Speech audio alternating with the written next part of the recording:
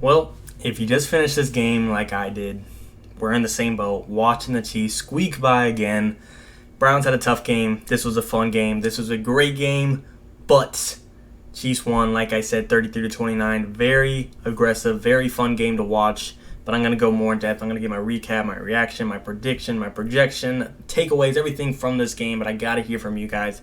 Do you think we'll see this matchup again? It's depressing to watch the Browns lose. I'm not a Browns fan. I'm not a Chiefs fan. But who doesn't love to root for the other dogs and see the powerhouses go down time to time? So let me know, though. Will we see this underdog versus powerhouse matchup play one more time, possibly in the divisional round, the wildcard round, AFC Championship, wherever it may be? Will these two match up in the playoffs? Comment down below.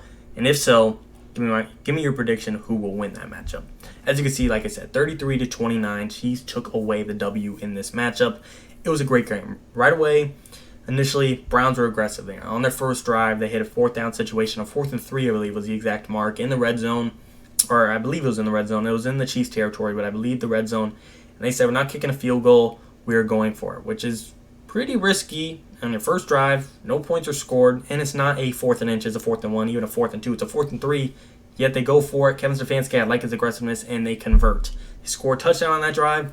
That's not enough. We're going to go for 2. We're showing the Chiefs we are coming to play today, and they convert 8-3 at the end of the first quarter, and the Browns are looking ready. They're looking hot. They look like they're rolling, and they are. Entering the second quarter, Browns put up 14 points. Chiefs put up 7. As you can see here, and going into halftime, it was 22-10. Browns looked like they were the better team, but you can never count out the Chiefs. Looking at the box score, looking at the stats, so you can see how the Chiefs came back. 321 yards, 0 touchdowns, and 1 interception for Baker, and 337 yards, 3 touchdowns, and 0 interceptions for Mahomes. And again, Baker did his part. Just because when they got into the 10-yard line, inside the 5-yard line, just because Kareem Hunt, Nick Chubb punched in the official touchdown doesn't mean Baker didn't do his job. That is not my point.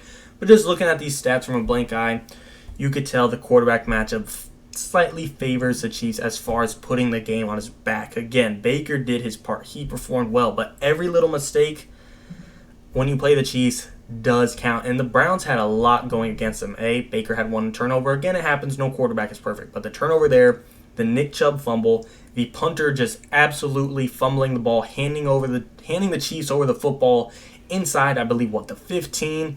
Losing a starting player on defense, Harrison, as we know, we saw him push the coach. Losing OBJ, didn't even play the game, and losing a left tackle. Browns had a hell of a roller coaster come against them. They were not dealt a friendly hand of cards in this game in the slightest. But they still competed. They still had Baker perform very, very well. We saw some players really step up in their receiving room. Anthony Schwartz had a lot of big plays thrown to him. David Njoku stepped up. He had a lot of big plays to him. Jarvis Landry stepped up. Kareem Hunt, Austin Hooper, Nick Chubb. You guys see the depth chart. You guys see the box score. Some of these guys had a huge, huge impact on this game. But you see 76 yards, 71 yards, 69, 28. That might not add up every time when you got a single guy on the Chiefs, Tyreek Hill, a top 5 receiver, the fastest receiver in the league, get 200 yards by himself, 11 receptions, and a touchdown. It's just not enough sometimes. But again, don't count out the Browns this year. What I'm taking away from this game is that the Browns are ready. They look ready. I still think they're one of the best powerhouses in the AFC. Looking at the AFC today, I think everyone entering this week saw the 5 best teams, roughly. Everyone's going to have a different opinion, but roughly I think everyone agreed was the Chiefs, Bills, Browns, Ravens, Titans. Ravens and Titans being a little iffy due to Ravens having injuries, and Titans just might not be in there. But the Titans got blown out today by the Cardinals. Ravens lost Marcus Peters and all their run game for the most part. So those teams are kind of stepping out, and it's kind of just Chiefs, Bills, Browns. Arguably, again, this is all roughly. Any team can sneak up whenever, of course. But for the sake of argument, saying the 3 best teams in the AFC before today and after today were Chiefs, Bills, Browns, I'm thinking at the very end, you asked me to narrow it down to 2. I'm still saying it's just the Chiefs and just the Browns together at the top. I just think a 4-point deficit when the Browns had all that against them, again, going over one more time. Losing a defensive player in the starting quarter, again, that's probably not going to happen in most games. Losing your left tackle, we got to see the more updates on that. Losing your best receiver, OBJ, before the game even started.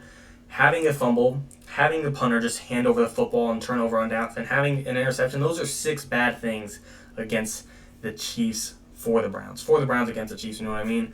And of course, every game has errors. No game is perfect. But assuming safely, even just half those things happen in a playoff serious game, I think the Browns have a chance of really upsetting and coming for the Chiefs later on this year. And the Chiefs, they're a force to be reckoned with. You're probably wondering why am I not talking about them? Because they're the Chiefs. Everyone knows about the Chiefs. However, they should catch a break too. Later in the year, they're not going to be missing their best secondary player in Tyreek Matthew, a top 10, top 5 safety-ish. They're not going to be missing Frank Clark. There's pros and cons to what both of these teams face in this game. I'm not acting like the Chiefs are absolutely perfect and the Browns still almost beat them. I'm not putting it that way, but I'm just saying there were a lot of things against the Browns that, even though those things happened, they still overcame it and they still showed a lot of hope to beating the Chiefs. And this was at home in Kansas City where the Browns were away. This showed, I think, the Browns have a lot of fight in them this year. I am concerned about their left tackle, but outside of that, the receiving room looked good, and now you're going to add OBJ, who has the upside to be a top 10 receiver in the league. Now Baker Mayfield's just going to be more and more familiar week in and week out with this offense. Now that he has some consistency with Kevin Stefanski, first coach he's had back-to-back years as a good coach.